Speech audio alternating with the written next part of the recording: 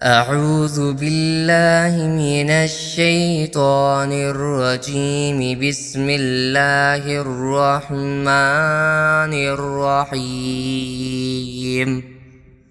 فلا صدق ولا صلى ولكن كذب وتولى ثم ذهب إلى أهله يتمطى أولى لك فأولى ثم أولى لك فأولى أيحسب الإنسان أن يترك سدى ألم يك نطفة من مني يمنى ثم كان علقة فخلق فسوى فجعل منه الزوجين الذكر والأنثى